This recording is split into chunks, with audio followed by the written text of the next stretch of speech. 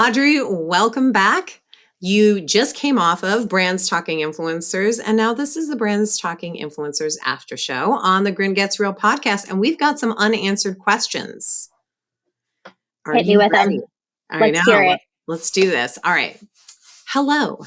This has all been super informative. Great job. Would love to hear if you're having success with any gifting or commission only programs, or if the vast majority of the campaigns are paid. Thanks so much. Yeah, we do have both styles. I would say a gifting program or an affiliate program is always an amazing supplement to a paid program. You know, there's so much opportunity out there for smaller creators that you just want to get more product in their hand and see what they're going to do with it. I would say that, I would set the expectations lower with the client of what you can get out of a gifting program, because it is, you're giving them and you're hoping that they're going to give you something back. There's not a ton of something that you can withhold, like a payment or something like that. So sometimes a creator will ghost you or not necessarily do exactly what you're looking for. So just keep that in mind as you are setting expectations with brands or with clients. For the product gifting programs that you have done before, have you required content in exchange? Or because I know that there are also some product gifting programs where they just gift the product without expectation. So there's both. We've done both. So we've done some programs where there's no expectations, there's no strings attached. I would say then you can target a little bit bigger, because you're really just like, ooh, if they post, that would be amazing. I just want the product in their hand. So that's when you can target those macro celebrity style influencers. And then the smaller creators that you're going to require a post from, I would just make sure that it feels equitable to the product that you're offering. So if you're offering a product that is $25, keep that in mind with what you're requiring. You're not going to require 3 dedicated Instagram reels and 2 posts for a $25 product. So, just make sure that it feels like something you would do yourself. If you received a $300 product, you're like, yeah, I'll do a reel and some stories for that. I think the bare minimum is always stories. Yeah, I like that. There's nothing like videos performing well for performance and organic tactics, for sure. Yeah. I also really appreciate the fact that you just kind of touched on, the product equity, right? It being value for value, right? Like, it is so much easier to gift a product that's $25 and under over a product that's $100 and over, right? Like, what do we look at? And I know that there are a lot of brands who are like, do we do product gifting? Do we do a discount? I know that we have worked with a few brands that have like that high dollar item, and they refuse to discount anything, but they're very strategic with who they gift out to. Right. So it's less about, it's less of an army and more of like a squad. Totally. Yeah. I mean, I think it comes down to what are you giving them, and what are you expecting in return? So, just keep that in mind when you are strategizing and building out your programs, because that's when you're going to be able to get the most creators for your buck, I think. Yeah, agree. So from experience, it looks like creating influencer ads is more effective than organic posting for converting. What are the benefits of organic posts versus ads, in your opinion? And what are your thoughts on removing organic posting altogether to save on costs and focus on performance? Ooh. So let's start with the first one. What are the benefits of organic posts versus ads? So organic post is going to get you that brand affinity that everyone's looking for. So that, hey, this is amazing, I can't wait to try it kind of style. I think creator licensing is really where paid ads come into play with the most value for a creator's post. So then you're getting that organic reach, and you're capitalizing on the audience of the creator that already is existing. So, you're targeting lookalike audiences that have already interacted with a creator's post organically. So that's going to be the first step of the most value. And then the paid ads, there's definitely value in getting UGC and having it posted as a paid ad. I think you miss out on the creator's audience and the creator's voice when you do that. So you're missing out on reaching an audience that is already pre-qualified because you're only working within your existing audience that you have on paid ads.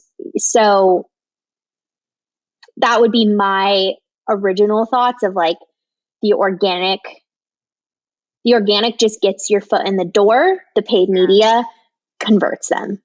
Yeah, I like that. So your thoughts on removing organic posting altogether to save on costs and focus on performance? It wouldn't be my recommendation. It feels too transactional. And I think that's going to reflect in the content and that's going to reflect in the ad. I agree. I'd also add that when you remove the organic posting, you're not giving yourself a voice on organic social Yeah. that the creator is going to look into when you reach out to them, right? Yeah. Like, I mean, what creator doesn't reach out? I was looking at a brand earlier today. They've come up on my feed as a paid, but I could not find them on social to save my life. And when I went to their website and I clicked on the icon at the bottom, it just took me back to either Facebook or Instagram. And I was like, this is so weird that they're not on social. Like if there's this apprehension then to purchase. So I think it adds value. And then I think it adds value for a consumer, and then for a creator, like it adds value as well. Like what do your images kind of look like? Yeah. And I would say too, like building off of that trust factor is like, I value a repost from a brand. So like if I posted about a product and was reposted by a brand, and then you were following that brand, saw that they reposted me and then went to me, it gives the brand more validity of like, oh, someone else is posting about them. So it's not coming from the brand. Yeah. Because, you know, you can scream from the mountaintops, oh my God, my brand is amazing. You have to buy it. But until someone else validates that, it really doesn't matter how much you say. It's the social proof. It's amazing how it works for just kind of everything, huh? Like, especially too, if you've been following an influencer for a long time and you see that your favorite influencer talked about a product, you're like, maybe I'll give it a try. You know, it's has nothing to do with, oh, I saw this ad from this brand and it was cool. Yeah, that's very true. Now, how do you find your micro influencers? I know that one of the things that we had chatted before we went on is your use of the Chrome extension, but I'd love to hear, you know, how do you use the tools natively? Like, what do you do? Yeah. So we lean heavily into agency rosters. So it comes back to that relationship that I was talking about like, hey, we've worked with so-and-so. Do you have anyone else on your roster that you think would be a good fit? So that's the first piece. The second piece is the similar tool that exists on Instagram. So just that drop down, like who else looks like this influencer? So I think that's another really great place to start. And then any relevant hashtags, you know, you type in a location or foodie or something like that, that it triggers an entire new community. There's also communities online and forums that you can put in basically characteristics of influencers and say, does anyone know of anyone like this? You know, I think tapping into people that follow, because I mean, you follow people that are totally different than people that I follow. Yeah. So sometimes I'll also go to my social media departments and say, who are you following? Is there anyone that you think fits this bill? Like, there's no harm in asking who other people follow because everyone's different. You need lots of points of views in order to get like a well-rounded creator roster as well too. Totally. Yeah. You can't just go based on like your Instagram or the way that you interact. It's like there's so many other ways that people do that you can't just limit yourself to one point of view. Absolutely.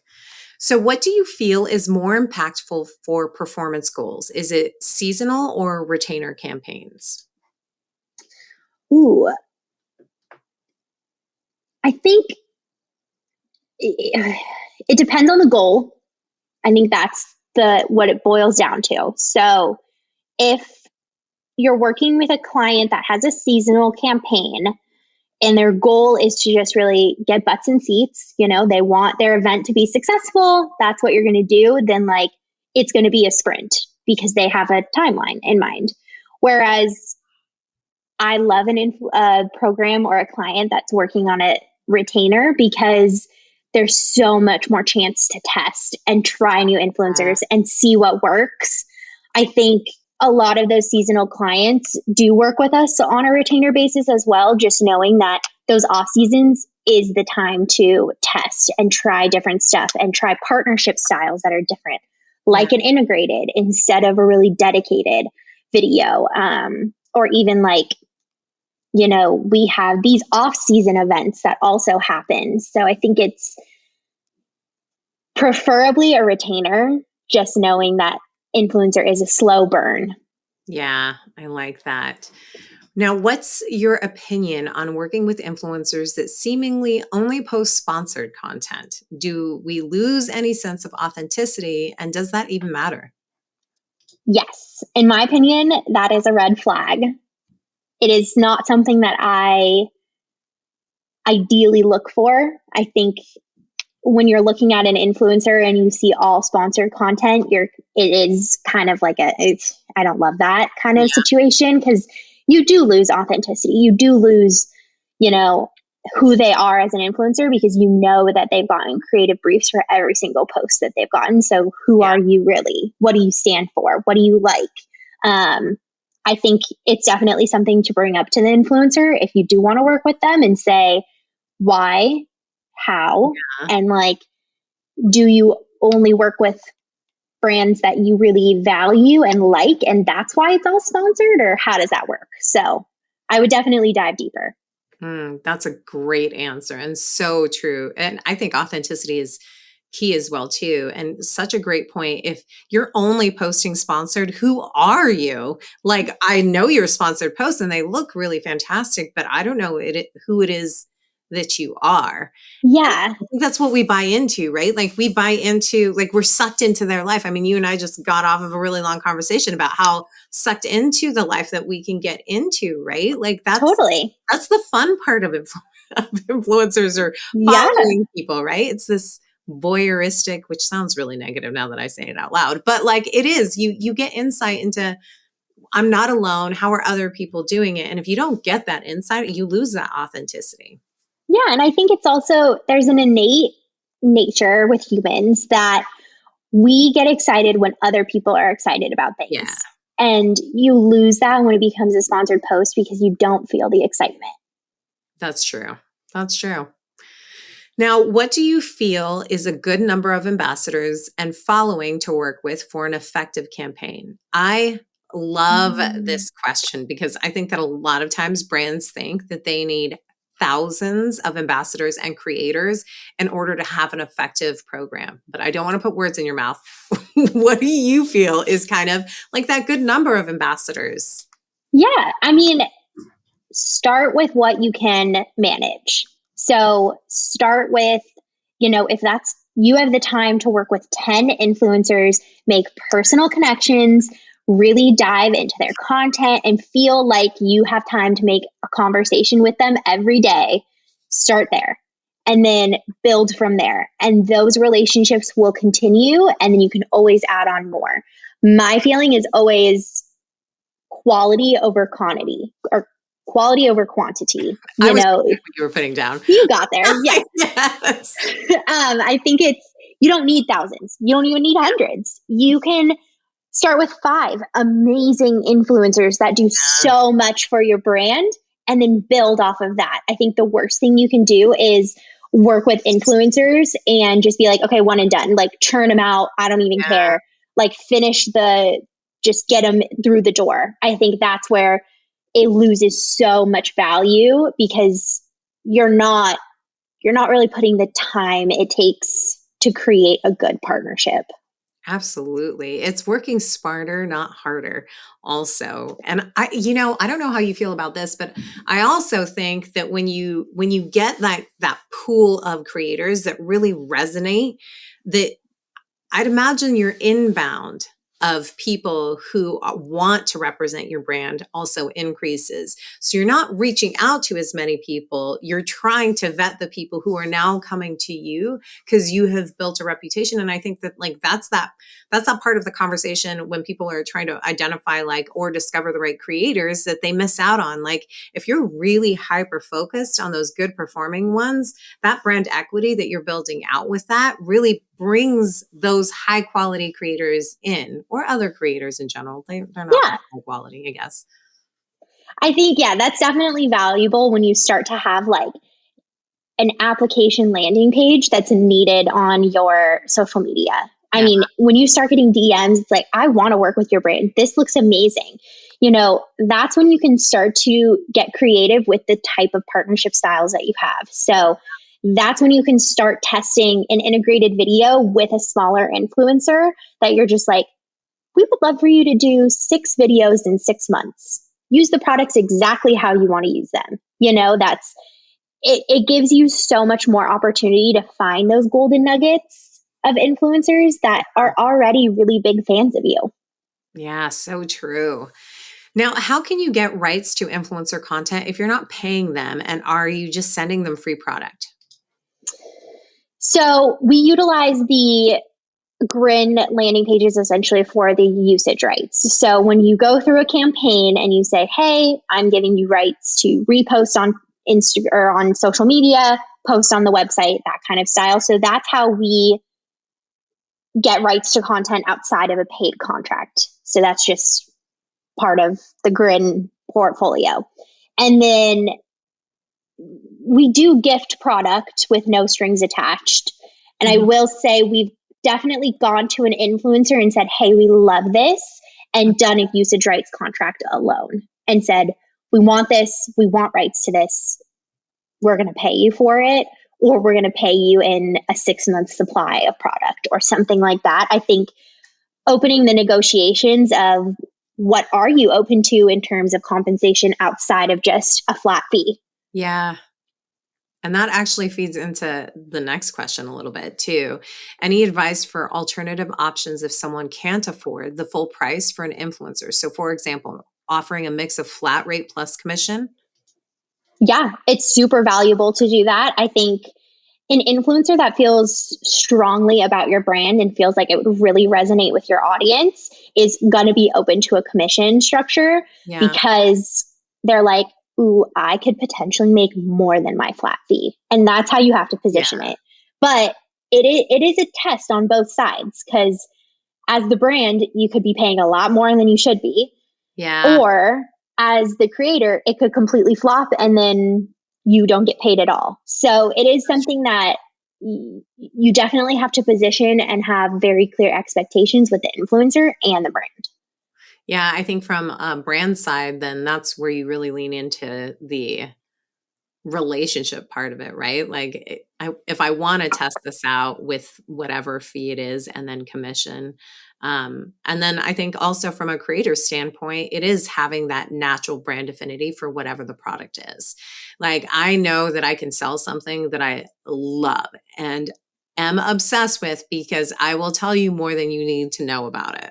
Right. Obsessively. I mean, like we all have those things in our life, right? Like I take everybody who's listening, take a moment and think of that one thing that like after you stop talking about it, you're like, okay, let me get off of my soapbox. Thank you for attending my TED Talk. It's that kind of passion that I think works really well from a commission standpoint. And to your point, they can end up making way more than what the flat fee is. Yeah. And I think too, the other piece is you have to prove to the creator as well that that attribution model is there. Because I think that's the other piece is an influencer is always going to be skeptical if you're like, I'll give you commission on this. And they're like, yeah, but they have to use my code. They have to use my link. It's like, yes, but it's set up within 30 days. If that person at any time like purchases, you get attribution. So I think it comes down to that trust factor of like, I'm trusting you to create content that's going to resonate, and you're trusting me that I'm going to give you credit for everything that I possibly can. Yeah, I like that. So, what's the average time for a successful influencer campaign? How long should we wait and support creators during our partnership before we reevaluate the direction and effort?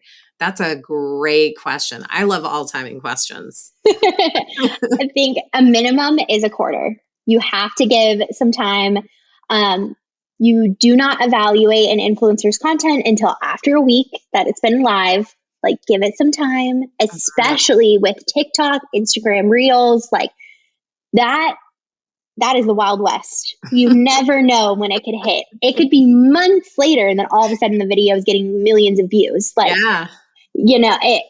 So just be careful when you start to discount an influencer. I will say too, one piece of content might not have done as well as their next piece of content. So keep that in mind as you start to work with creators long term, and give them 3 chances. First one didn't necessarily go as well. We tweaked it so that their second one, hit a little bit better, but by their third one, if it's kind of like still then it might just not be a perfect fit.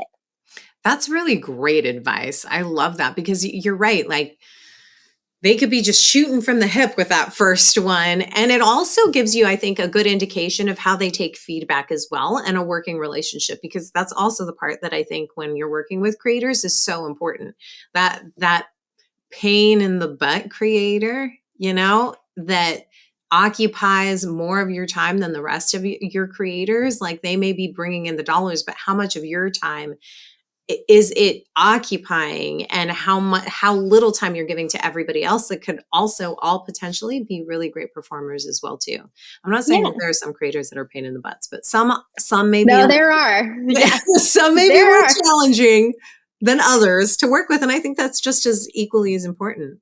I also think you have said this actually in a previous webinar. You said this is that you also like to bucket them at what they're doing well, right? Like, let's say one that's really great with content, one that's really great with engagement, maybe, or one that's, really great with revenue. If you can bucket them into that, then you're always going to be able to extract the type of value that one creator is achieving for your brand. So maybe they don't knock it out of the park with content, but for some reason it's really engaging. So maybe those are your organic social posts. I don't know. Right. It's like, not everything has to succeed in every single category. Yeah. Just like any other human out there, there's downfalls to each influencer. So I think, also take a look at your creative briefs. Are you being too restrictive? Are you saying it has to be this piece of content? It has to be live at this time on this day? Give the creator also a little bit of value, and give them the respect sometimes that they deserve. Like, they have gotten this far in life that you have reached out to them as a brand. So listen to what they have to say. If they say, you know what, I don't want to post on Tuesday afternoon, it's not the best for me, I want to post Friday morning. Great. Thanks for saying that. Love that for you. It shouldn't be so cut and dry, because that's never going to succeed. Yeah, that's so true. Now, how are you currently handling tracking the content, specifically your Instagram content? I believe that you use Grin to pull that in. Yes. Yes. I'm a scary Google Sheets person. So since I manage a lot of different clients with a lot of different content going live, I lean on Grin really heavily to make sure that it's being pulled in correctly, that I have all the analytics, that everything looks correct.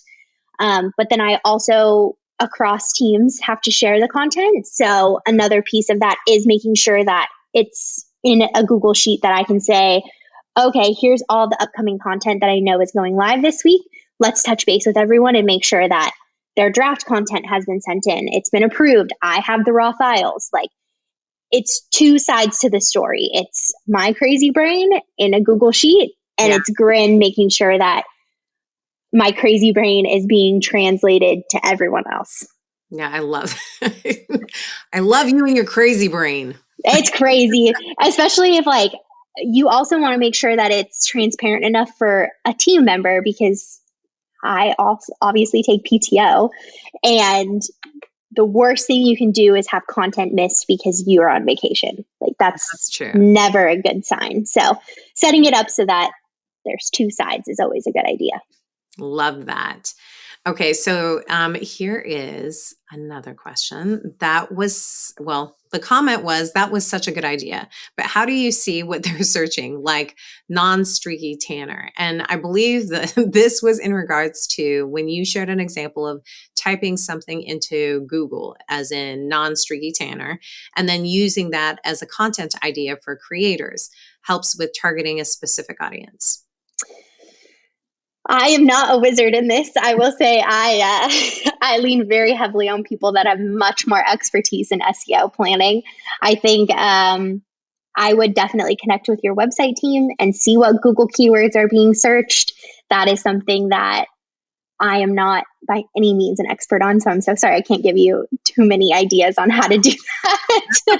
That's okay. I will say I have some expertise in Google Analytics, and the area that you're talking about is found in Google Analytics.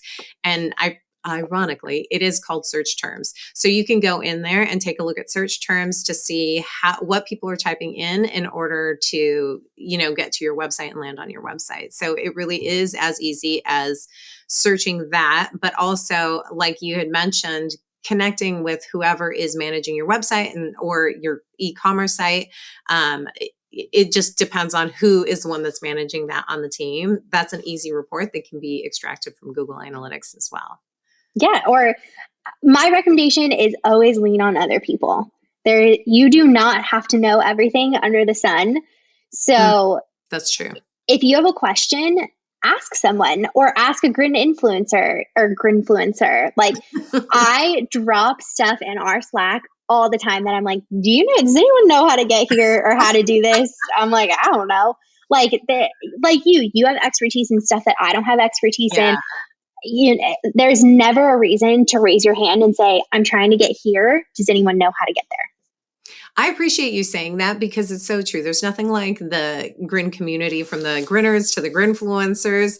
I think I'm always pushing that the secret sauce to influencer marketing is the person that's managing it. And if you can be open to sharing the insights and the conversations, and this is what the learnings are, there's no blueprint that someone's going to take from you that they can take to whatever brand that they're running the program for and duplicate your success. But there are a ton of learnings that you can drop and then also vice versa, right? That you can gain from somebody else too. So I know part of our effort as well too at Grin is really being able to provide those communities and those opportunities for you guys to connect with one another so you can share that knowledge as well too. Oh, totally. Like it's the most invaluable thing. And I will say too, it changes so much. So something that you did last month might not work this month. So there's no harm or foul in being like, that did not hit it out of the park. That was not it. I'm going to try something else. I'm going to tweak this. I'm going to test this. You have to be able to say about yourself, you know what? That just wasn't what I thought it was going to do.